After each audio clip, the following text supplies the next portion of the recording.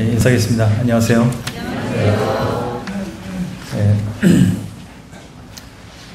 우리가 사는 세상이 만만치 않은데 이슈가 되는 것들이 있습니다. 그거는 믿는 사람이나 믿지 않는 사람이나 이 문제가 잘못되면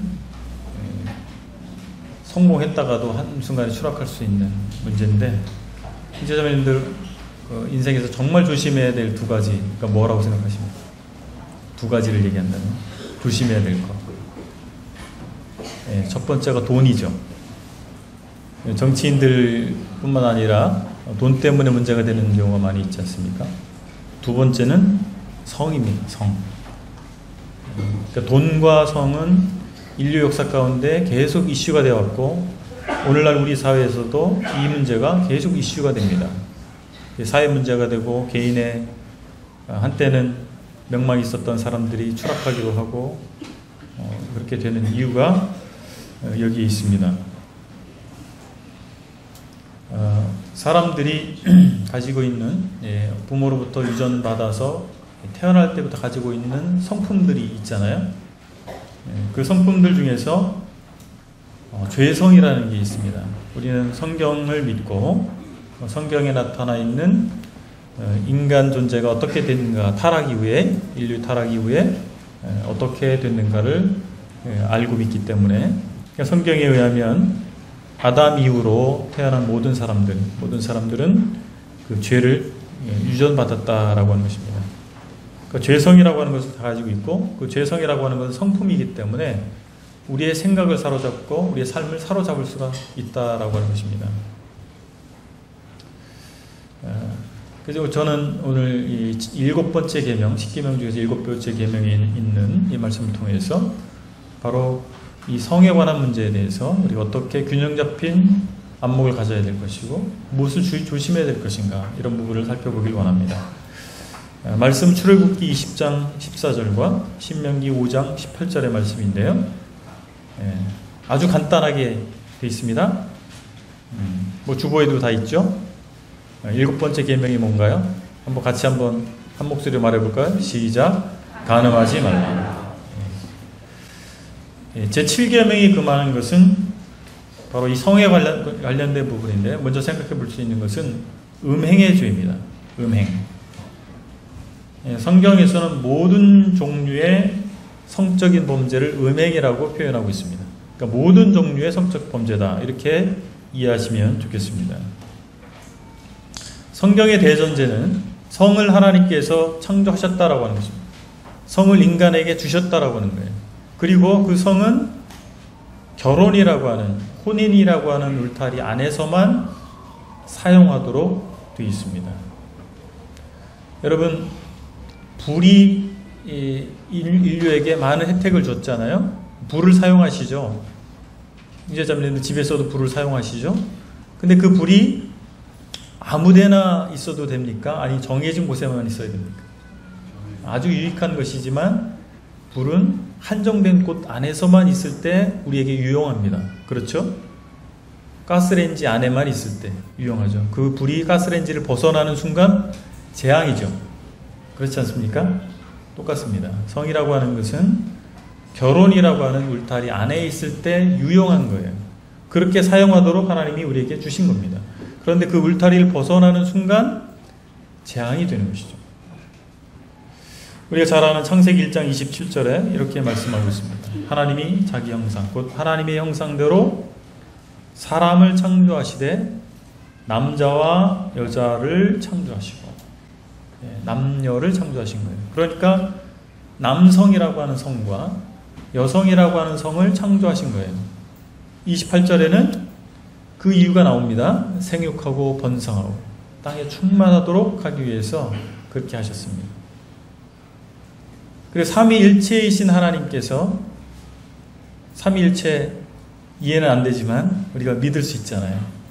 세 인격으로 존재하시는 하나님, 성부와 성자와 성령의 인격으로. 그런데 그분이 한 분 하나님으로서 온전한 연합을 이루고 계신 거예요. 그래서 삼위일체다, 이렇게 얘기하잖아요. 그러니까 인간도 남성과 여성으로 창조하셨지만 남성과 여성이 온전히 하나로 존재하도록 연합하도록 창조하신 거예요. 그것이 바로 결혼이라고 하는 것입니다.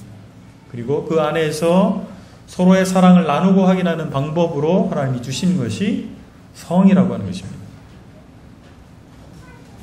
네, 그렇기 때문에 혼전, 혼외의 성관계에 대해서는 성경은 범죄로 규정하고 있는 것입니다. 이 세상 사회는 그것을 용인하지 않는 방향으로 왔잖아요. 과거에 아주 옛날도 아닙니다. 60년대, 70년대만 해도 결혼하지 않은 여자가 임신을 했다. 이건 참 부끄러운 얘기예요. 그렇지 않습니까? 정말 부끄러운 얘기인 거예요. 요즘에는 얼마든지 그럴 수 있고, 결혼하지 않고도 얼마든지 성관계를 서로 사랑한다면 할 수 있다. 그것이 이제 일반화가 돼 있잖아요. 그러나 성경은 변하지 않는 하나님의 말씀은 혼인을 벗어난 것은 벗어난 성관계에서 범죄다라고 말씀하고 있는 것입니다. 출애굽기 22장 16절에는 이런 말씀이 있어요. 사람이 약혼하지 아니한 처녀를 꾀어 동침하였으면 납폐금을 주고 아내로 삼을 것이고. 그럼 범죄한 거잖아요. 결혼하지 않은 상태에서 그 관계를 가졌어요. 그러면 어떻게 하라고요? 아내를 맞으라. 사랑하고 안 하고 떠나서 책임을 져야 되는 것입니다. 이것이 성경의 가르침이에요. 7계명에 금하는 것 두 번째는 동성애입니다. 인간의 욕구 가운데에서 식욕이라는 것도 있죠. 식욕이 무엇입니까? 밥을 먹고 싶은 거예요. 우리가 점심때를 기다리고 계십니까? 아침을 든든하게 못 드신 분들은 식욕이라고 하는 것은 나쁜 게 아닙니다. 그 자체가 죄악이 아니에요. 성욕도 마찬가지예요. 그런데 식욕이 있다고 해서 아무거나 막 먹으면 되겠어요? 아닌 거예요. 성욕이 있다고 해서 그걸 다 취한다고 좋은 것이 아닌 것입니다. 욕심 자체가 어떤 도를 넘어서게 되면 그게 부끄러운 것이 되는 것이죠. 우리가 잘 아는 로마서 1장에서 1장 26절 27절에서 동성애가 무엇인가에 대해서 명확하게 말씀하는데 왜곡된 욕심에서 비롯된 것이다. 왜곡된 욕구에서 비롯된 것이다 라고 하는 것을 분명히 말씀하고 있고 순리를 영리로 바꾼 것이다. 영리라고 표현해주고 있습니다. 영리. 순리대로 쓸 것을 바꾸어 뭐라고요? 영리로 쓴다. 이렇게 표현하고 있습니다. 그러니까 정상이 아니라고 하는 것입니다. 요즘에 사회 분위기가 어떻습니까? 서울 지역에만 있는지 모르겠지만 큐어 축제라고 해서 동성애자들이 우리의 권리를 인정해달라고 얘기하고, 최근에는 동성애자 부모들이 나와서 우리 아이들의 인권을 인정해달라 이렇게 시위를 한 것으로 알고 있습니다. 그래서 그들의 연약이고 그들은 성적인 선호도의 차이일 뿐이다. 한식을 좋아하는 사람이 있는가 하면 중식을 좋아하는 사람이 있는 것처럼 선호도의 차이지 그것이 차별해서 안 된다. 그것이 잘못된 게 아니다라고 이야기를 하는 것이, 주장을 하는 것입니다. 그런데 우리가 방금 서두에서 말씀드린 것처럼 우리 태어날 때부터 죄악된 속성, 그 sinful nature, 정말 죄를 짓고자 하는 속성을 가지고 태어난 거예요. 그 성품이 있는 것입니다. 그래서 내가 욕구가 있다고 해서 모든 것을 정당화시킬 수가 없어요. 그 욕구가 정당한 것이 아니기 때문에. 그런 게 많이 있지 않습니까? 다른 사람의 물것을 뺏고 싶은 욕구가 있어요?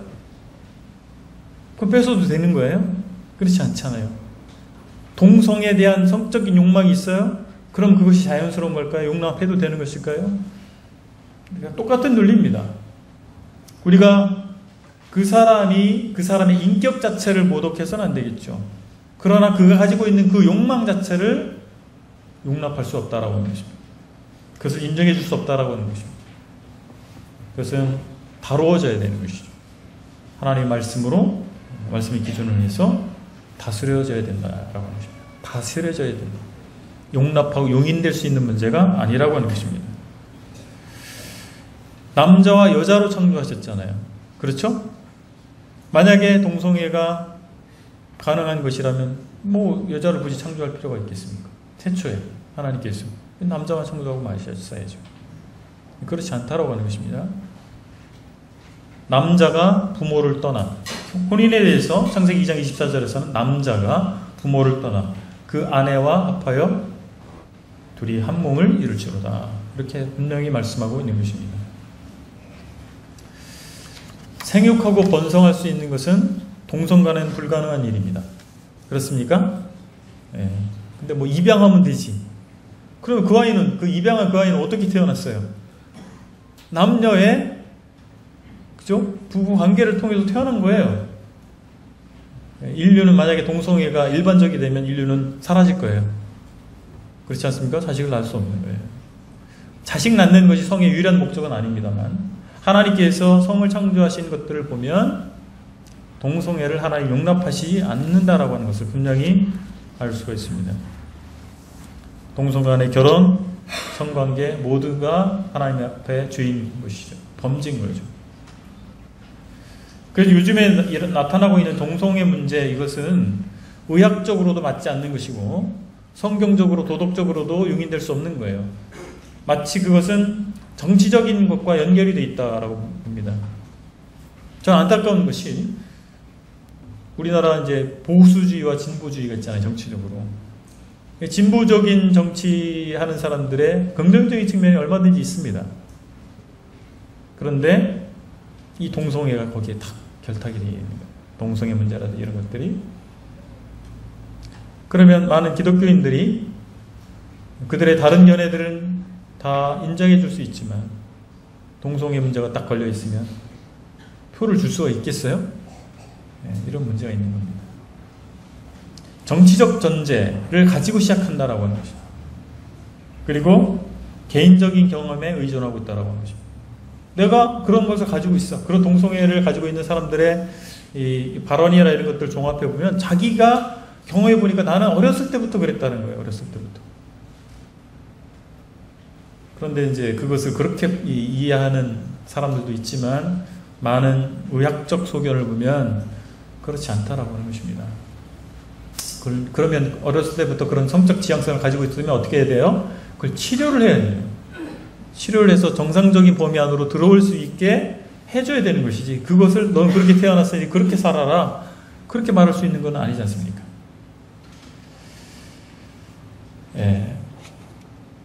마가복음 7장 21절과 이하를 보면 이런 말씀이 있습니다.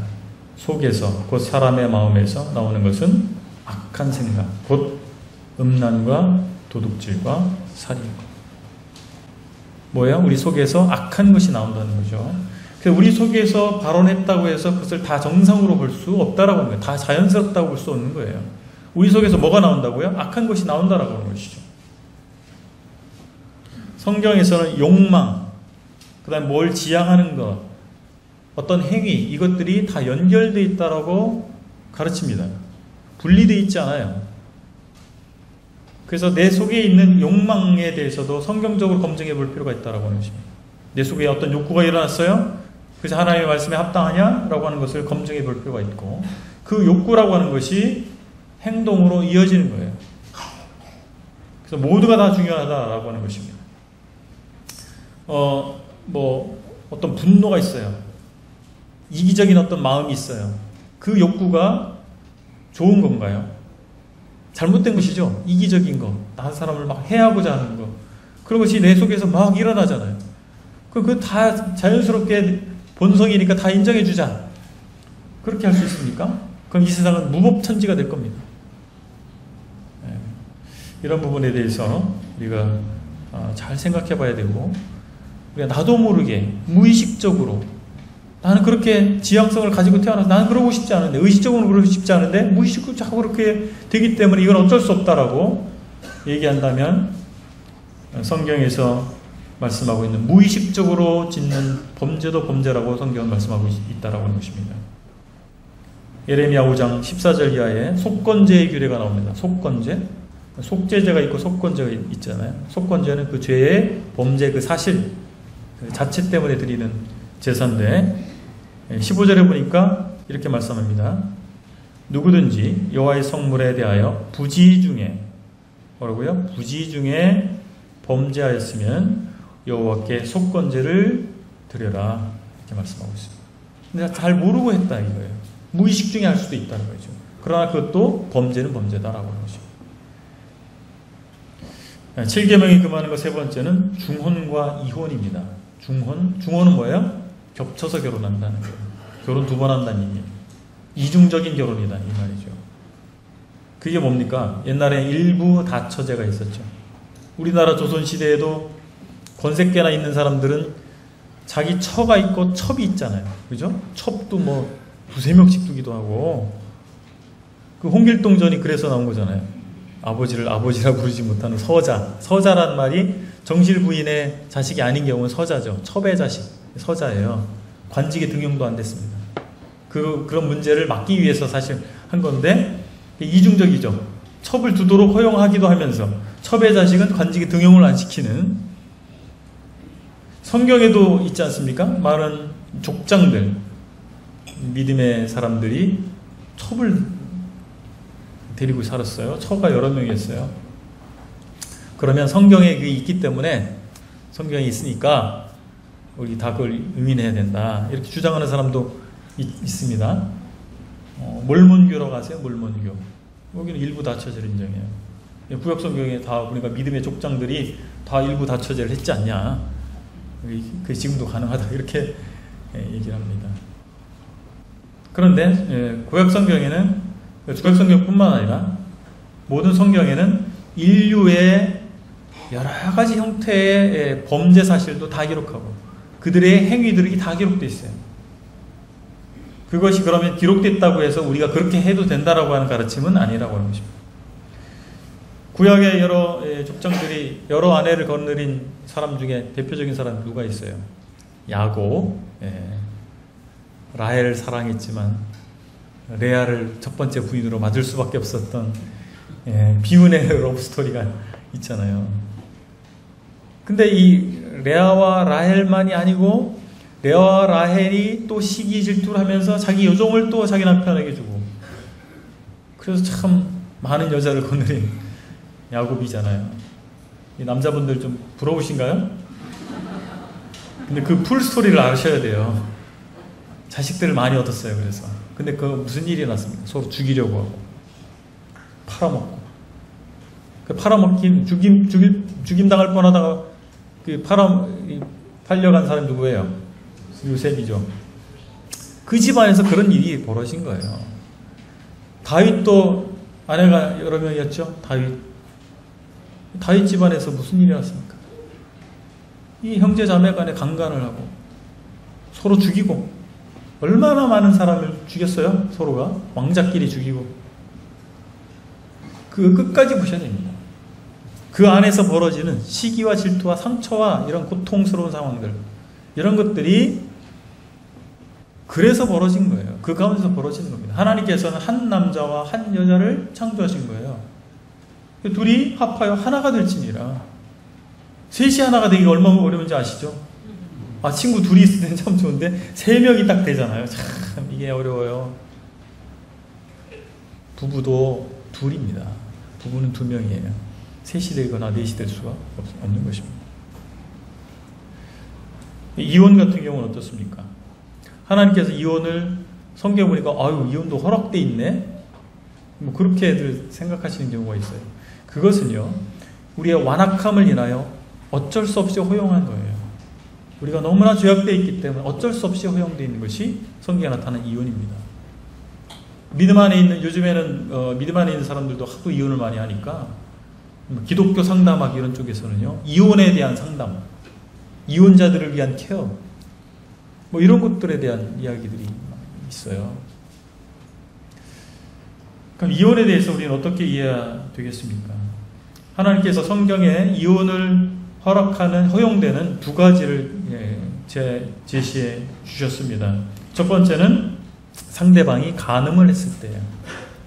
그러니까 혼 외에 성관계를 했을 때, 배우자와 아닌 다른 사람과 성관계를 했을 때, 마태복음 5장 32절에 음행한 이유 없이 아내를 버리면 이렇게 돼 있어요.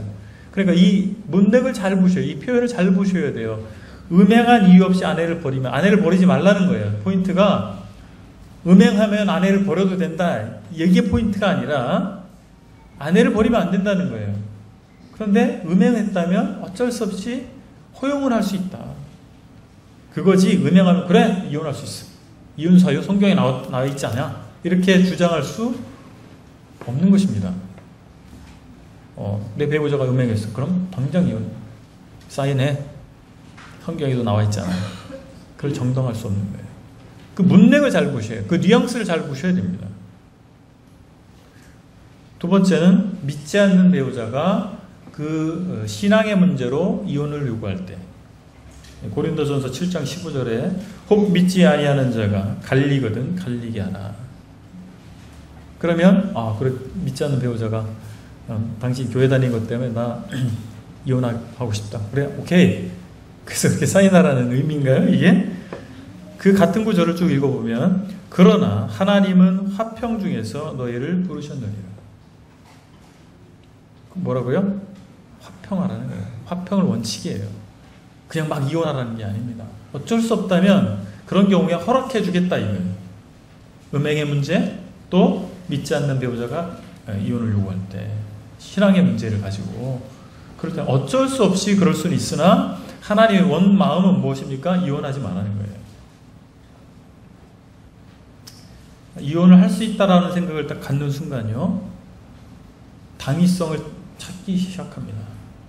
이혼할 수 있어? 라고 하는 생각을 딱 갖잖아요. 그럼 그럴 수 있는 당위성을 찾기 시작하는 거예요. 그럼 얼마든지 이혼할 거리가 많잖아요. 오래 사신, 부부 생활 오래 하신 형제자매인데 어떻습니까? 헤어질 일들이 얼마나 많았어요. 그죠? 그 고비를 다 넘어오셨잖아요. 여기까지 오셨잖아요. 그죠? 지금은 이제 전우회로 똘똘 뭉쳐서 사시잖아요. 전우회 아시죠? 네. 그러니까 이혼할 이유를 찾으면 널린 게 이유입니다. 그러나 하나님은 그것을 용납하시지 않습니다. 우리가 그것을 서로 참아가면서 해결해가면서 극복해가면서 살아가야죠. 그것이 하나님 뜻이라고 하는 것입니다. 신명기 24장 1절에는 수치되는 일에 대한 표현이 나와요. 사람이 아내를 맞이하여 데려온 후에 그에게 수치되는 일이 있음을 발견하고 그를 기뻐하지 아니하면 이혼증서를 써서 그의 손에 주고 그를 자기 집에서 내보낼 것이요. 수치되는 일이 무엇인지에 대해서는 갑론을 막 있어요. 학자들 간에 잘 모르겠어요. 뭐가 수치되는 일인지. 어떤 분은 막 간음이다 그러는데 이 구약성 시대는요, 간음을 하면 돌로 쳐 죽였어요. 뭐 이혼을 하고 말 것도 없어요. 그러니까 이 간음은 아닌 것 같아요. 수치되는 일, 뭔가 정신적인 문제가 있거나 그래서 부부 생활하기가 어려운, 그리고 이런 어떤 기타, 그러니까 부부 생활을 유지하기 어려운 어떤 케이스라고 그냥 이해하는 것이 좋겠습니다. 자, 7계명이 금하는 것 네 번째는 음욕을 품는 것입니다. 음욕을 품는 것, 그런 생각을 하는 거예요. 성적인 어떤 판타지를 막 마음 가운데서 그려내는 겁니다. 마태복음 5장 28절에 보면 음욕을 품고 여자를 보는 자마다 마음에 이미 간음하였느니라. 그러니까 우리 형제님들, 저도 남자이기 때문에 다, 그죠? 이 생각이 참 무서운 거예요. 특히 막 수시로 올라오잖아요. 그러니까 우리가 얼마나 간음을 많이 하는지 모릅니다. 정신적으로는. 그게 다 간음이라고 말씀하고 있습니다. 종교개혁자 마틴 루터가 그런 말을 했어요. 새가 머리 위로 날아가는 것을 우리는 막을 수 없다. 그게 자꾸 떠오르는 생각들입니다. 그 음탕한 생각들, 성적인 판타지를 이런 자꾸 떠오르는 거예요. 내가 막 생각하지 말아야지 한다고 해서 이게 안 되는 게 아니란 말이에요. 자꾸 떠오를 수 있는 거죠. 더군다나 요즘같이 성적인 자극들이 많은 사회에서는 더 심하죠. 그런데 루터가 이런 말을 했어요. 새가 머리 위로 날아가는 것을 막을 수는 없다. 그러나 내 머리에 새가 둥지를 트는 것을 막을 수 있다. 이해하시겠어요? 내 마음 가운데 자꾸 그것을 많이 생각하면 어떻게 합니까? 내 마음속에 자리를 잡아요. 그건 막아야 된다라고 합니다. 그래서 우리가 보는 것과 듣는 것 조심하셔야 됩니다. 특히 형제님들 주의하셔야 돼요. 요즘 너무 막 그렇게 자극적들이 많잖아요. 그래서 그런 동영상이나 그런 영상물 이런 것들 정말 조심하셔야 되고 그렇습니다. 청소년들 특히 우리 남학생들 그걸 왜 보지 말아야 돼요? 그게 새가 여기에 까마귀가 만져서 둥지를 트는 거예요. 거기다 알 까고 새끼 치고 막 산단 말이에요. 그 못된 것들이 그거를 애초에 차단을 해야 된다라고 하는 것입니다. 음란한 농담들 뭐 그런 거 세상 사람들이 한다고 우리가 그거 따라가서는 안 되죠. 그리스도인들이 해야 될 농담이 있죠. 하지 말아야 될 농담이 있는 거예요. 음란한 농담들 그런 거. 그리고 술 취하는 문제. 성경에 술 마시지 말라고 돼 있지 않지 않느냐. 예수님도 보니까 포도주를 드신 것 같은데 술을 취하면 어떻게 됩니까? 네. 멍멍이가 된다고 앞에서 말씀하셨는데 네. 술 취하면 이상해져요. 그러니까 그나마 이성으로 양심으로 이 제동장치가 걸려 있어요. 근데 그게 탁 풀어지는 겁니다. 술 취하면. 그래서 평상시에 그 욕구가 억제됐던 것들이 술을 마시면서 그 억제됐던 것들이 딱 빗장이 풀리면서 그게 돌출되는 거예요. 성적인 문제, 대부분 술 취한 곳에서 성적인 문제가 이어집니다. 그래서 이런 부분들을 정말 조심해야 되죠. 그래서 여자들이 그리스도 하나님 믿는 하나님을 경외하는 여자들이 정숙한 옷차림을 하는 것은 바로 그 남자들에게 그런 유혹의 빌미를 주지 않기 위해서이기도 합니다. 그래서 너무 성적인 어필을 할 수 있는 옷차림은 덕스럽지 않죠. 세상 사람들이 하는 거예요. 믿지 않는 이방인들이 하는 것이죠. 자, 간음이라고 하는 것의 특징을 좀 살펴보겠습니다. 먼저 이 간음의 문제는 본성으로부터 시작된 죄라고 하는 거예요. 하나님께서 우리를 지금은 우리가 성교육하는 시간이 아니기 때문에 자세히 말씀드릴 수는 없지만 하나님께서 우리를 창조하셨을 때 부부가 되도록 창조하셨다라고 하는 거예요. 그래서 한 남자와 여자가 부부가 되는 것은 매우 자연스러운 것이고 하나님의 뜻 안에 있다라고 하는 거예요. 그런데 부부가 그냥 플라토닉한 사랑, 좀 정신적인 사랑만 하라고 하신 게 아니에요. 육체적인 사랑을 함께 하도록 하신 겁니다. 그래서 그것은 연결이 되어 있는 거예요. 어느 하나만 중요하다라고 말할 수가 없는 거예요. 요즘에는 통계조사를 제가 언뜻 봤는데 섹스리스 부부들이 굉장히 많다고. 성관계를 하지 않는 부부들. 한 달에 한 번? 한두 번? 그 정도도 하지 않는. 그냥 법적인 부부관계를 유지하는 그런 경우가 많이 있다라고 들었습니다. 정상은 아니죠. 그러니까 이제 만약에 부부가 됐다면 그 성생활을 하는 것은 매우 자연스러운 것입니다. 근데 왜 부부가 됐어요? 사랑하니까. 그래서 사랑으로 시작되는 겁니다. 그리고 그 사랑의 관계를 서로 확인하고 유지하는 것은 성생활입니다. 그리고 그 성생활을 통해서 또 더 깊은 사랑의 교감을 정신적인 사랑으로 또 나아가게 되는 것이고 그게 연결이 되어 있는 것이지 단절되어 있지 않다라고 하는 것입니다.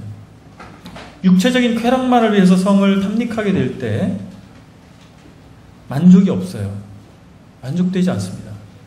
그러니까 또 다른 성을 요구하는 거예요. 또 다른 사람을 요구하게 찾거나 다른 방식을 요구하거나 그래서 매우 변태적으로 나가는 사람들의 경향이 거의 대부분 그렇습니다. 사랑이 전제되지 않으면 만족되지 않는 거예요. 그러니까 반드시 사랑이 전제되는 것입니다. 근데 그런 정신적 사랑으로 모든 것이 충족되냐? 절대 그렇지 않다라고 해요. 하나님께서 우리를 그렇게 디자인하신 거예요. 특히 남자들은 어떤 욕망을 가지고 있냐면 지배하고자 하는 욕망을 가지고 있어요. 우리가 우리 스스로를 잘 이해하셔야 됩니다. 남자는 지배하고자 하는 그리고 권력에 대한 욕망을 다 가지고 있어요. 어렸을 때부터 그게 있어요. 그래서 누가 서열을 자꾸 정하려고 합니다. 남자들의 세계에. 어렸을 때는 뭐가 서열을 정하는데 뭐가 동원된 주먹이 동원됩니까? 골목대장이 나오는 거예요. 그래서 이것들이 이 남성성의 이 본성은 그런 지배하고자 하는 권력욕이 나오는데, 그들이 이 성의 문제에는 어떻게 작용을 하냐면 여성을 성적으로 지배하고자 하는 정복의 대상으로 삼는 거예요. 그러니까 한 사람을 정복했어요. 이 산을 좋아하는 사람이 산 하나 정복하고 끝나는 게 아니잖아요. 또 다른 산을, 한 여자로 만족하지 못하는, 그럴 수 있는 가능성이 남자들은 다 있다라고 하는 것입니다. 이제 그걸 본인을 잘 아셔야 돼요. 그럴 수 있다라고. 근데 그것이 그래야 된다라고 하는 게 아니죠. 거듭 말씀드리지만 그럴 수 있는 욕망을 가지고 있는 존재라고 하는 것입니다. 그럼 여자는요? 여자는 안전에 대한 욕망이 있어요. 안전. 아이를 낳고 키우고 하는 게 다 여성들이 그렇잖아요. 그래서 본성적으로 안전에 대한 욕구를 가지고 있는 겁니다. 그래서 누군가가 나에게 안전을 제공해 줄 것 같으면 그 사람에게 뭔가를 중요한 걸 줄 수 있는 그런 본성을 가지고 있는 거예요. 그 오늘날의 사회에서 여자들이 안전할 수 있는 것은 무엇으로부터 옵니까? 물질적인 거예요. 물질적인. 많은 돈이 있는 어떤 사람이 있어요? 그 사람이 나를 정말 사랑한다고 해야, 그러면 저 사람하고 결혼하면 난 안전하겠지, 평안한 삶을 살 수 있겠다, 이런 생각을 하죠. 그래서 다이아몬드에 넘어가는 거예요. 여자들이 다이아몬드에 넘어가는 이유가 거기 있다니까요. 그래서 몸을 자기 허락해주는, 이 저 사람이 나를 안전해 줄 것 같다라고 생각했을 때 몸을 허락해주는, 그럴 수가 있다라고 하는 거예요. 그러니까 자매님들이 본인을 아셔야 되는 거죠. 그래, 남녀 공통적인 게 있어요. 그게 뭐냐면 관계에 대한 갈망입니다. 여러분, 사람이 겪는 고통 중에서 고독이라고 하는 것, 외로움이라고 하는 고통이 가장 크다고 들었습니다. 외로우세요? 그래서 관계를 갈망합니다. 그래서 그런 것들을 어떻게 표출이 되냐면 성적인 어떤 행위로 그것을 만족시켜 보고자 하는 그런 욕구로 나타나게 되는 것입니다. 그래서 바람둥이들이 거의 그런 경우가 많습니다. 굉장히 외로운 사람들이에요. 바람둥이들이 실제로는 그것들이 만족되지 않기 때문에 그렇게 다양한 방편으로, 그 중에서 성적인 문제로 나타날 수 있다라고 하는 것입니다. 그래서 음행이라고 하는 것은 정복하고자 하는 욕구, 안전에 대한 욕구, 관계에 대한 갈망, 이런 것과 연결이 되어 있기 때문에, 그 기저에 그런 것들이 깔려 있기 때문에 이 본성적으로 이 간음의 문제는 우리와 뗄래야 뗄 수 없는 아주 연결되어 있는 그런 문제라고 하는 것입니다. 그리고 두 번째, 그것은 무서운 파괴력을 가지고 있습니다. 고린도전서 6장 18절에서 이렇게 말씀합니다. 음행을 피하라. 사람이 범하는 죄마다 몸 밖에 있거니와 음행하는 자는 자기 몸에 죄를 범하느니라. 뭐에 있다고요? 다른 범죄는 몸 밖에 있는데 음행은 몸 안에 있다, 이 말입니다. 음행 범죄를 하게 되면 죄책감이라는 게 내 몸에 깊숙이 스며듭니다. 거기서 거의 평생을 갑니다. 그리고 우리 몸이 그 성적인 쾌락을 기억하고 있어요. 그래서 계속해서 그걸 요구해요. 우리 몸이 한번 경험하면 그것을 계속 요구하는 것입니다. 그래서 파괴력을 가지고 있는 거예요. 우리 몸 안에 있기 때문에. 몸 밖에 있다는 얘기는 뭐예요? 내가 상관없을 수도 있다, 어떤 면에서 떨쳐버릴 수 있다, 이런 개념인데, 몸 안에 있기 때문에 이게 어떻게 분리할 수 없는, 떨쳐내기 어려운 그런 파괴력을 가지고 있다라고 하는 것입니다. 성적인 문제가 성적인 것으로 끝나지 않고 어떤 기업이나 국가나 교회나 이런 것에 영향을 줍니다. 여기서 끝나지 않아요. 자기 아내에게 불성실한 남자가 그 기업에 성실할 수 없어요. 신뢰를 지키지 않는 겁니다. 마찬가지입니다. 다른 여자도 마찬가지예요. 자기 남편에게 성실하지 않은 불성실한 여자가 자기가 맡은 책임에 대해서 성실할 수 있어요? 그렇지 않다라고 하는 것입니다. 그런 식으로. 그리고 끊기 어려운 범죄입니다. 간음은 습관성을 가지고 있는 거예요. 계속 습관적으로 그것을 하게 된다라고 하는 문제가 있고, 그리고 우리가 살고 있는 세상이 도처에 그게 깔려 있어요. 유혹이. TV를 틀면 그렇고 핸드폰을 통해서 컴퓨터를 통해서 그런 것들이 막 넘쳐나고 있는 겁니다. 그러면서 뉴스에는 뭐가 나옵니까? 그 성적인 문제, 범죄한 사실들이 쫙 까발려지죠. 뉴스 딱 끝나자마자 섹시 댄스를 추는 아이돌이 나와가지고 젊은 여자애들 나와가지고 막 거의 반나체로 막 돌아다니잖아요. 그렇지 않습니까? 우리가 보는 매스미디어를 보세요. 성적인 게 얼마나 타락해가고 있는가 그걸 막 고발합니다. 바로 직후에 너도 한번 놀아봐라 하는 듯이 나오잖아요. 그죠? 그래서 정말 이것으로부터 자유롭기가 어려운 우리는 사회의 현실에 살고 있다라고 하는 것입니다. 그래서 우리는 이 결론적으로 성을 주신 원래 목적을 잘 유념해야 됩니다. 하나님께서 우리에게 왜 성을 주셨는가라고 하는 거예요. 자식 낳는 목적으로만 주신 건 아니에요. 나는 자식 낳는 게 끝났으니까 뭐 나는 상관없어. 더 이상 자식 낳을 일 없어. 그런가요? 그러면 하나님께서 짐승들처럼 짝짓기 시즌을 주셨어야지. 짐승들은 어떻습니까? 시즌이 있어요. 짝짓기 시즌이 있는 그때만 성생활을 해요. 그러니까 짐승들은, 동물들은 어떻습니까? 자식을 낳기 위한 목적밖에 없어요. 근데 사람들은 그렇던가요? 이 사람들 그래요? 1년 365일 성욕이 있잖아요. 왜 그렇게 하셨어요? 전도서에 이런 말씀이 있습니다. 전도서 9장 9절인데 내 헛된 평생의 모든 날 곧 하나님이 해 아래에서 내게 주신 모든 헛된 날에 내가 사랑하는 아내와 함께 즐겁게 살지어다. 그것이 내가 평생에 해 아래에서 수고하고 얻은 내 몫이니라. 인생은 허무한 것이죠. 그런데 하나님께서 우리에게 이 허무한 인생 가운데 상을 주셨어요. 그게 뭐예요? 부부라고 하는 거예요. 그러니까 서로를 즐겁게 해라. 그 안에서 하나님 주신 즐거움을 네 부부관계에서 나누라 라고 하는 것입니다. 고린도 전서 7장에서 바울이 한 말씀을 보면 음행을 피하기 위해서 소극적인 방법, 음행을 피하기 위해서 결혼하는 것일 수도 있어요. 그런데 적극적인 것은 아내를, 남편을 사랑하는 겁니다. 하나님이 주신 그 남자, 내 남자, 내 여자를 사랑하는 방법인 거예요. 말로만 사랑하는 것이 아니고 정신적으로만 사랑하는 것이 아니라 바로 이런 하나님께서 주신 부부 관계 안에서 주신 성을 통해서 우리가 그 축복을 누릴 수 있게 하신 거예요. 두 번째는 하나님을 의지해야 됩니다. 특히 아직 미혼의 관계거나 또 피치 못할 사정으로 싱글이 되신 분들은 이 문제가 굉장히 어려움이 되실 거예요. 그래서 스스로 그걸 의지력으로 극복하기 어렵습니다. 물론 의지적으로 그런 자극들을 멀리할 필요가 있겠지만 그것만으로 충분하지 않죠.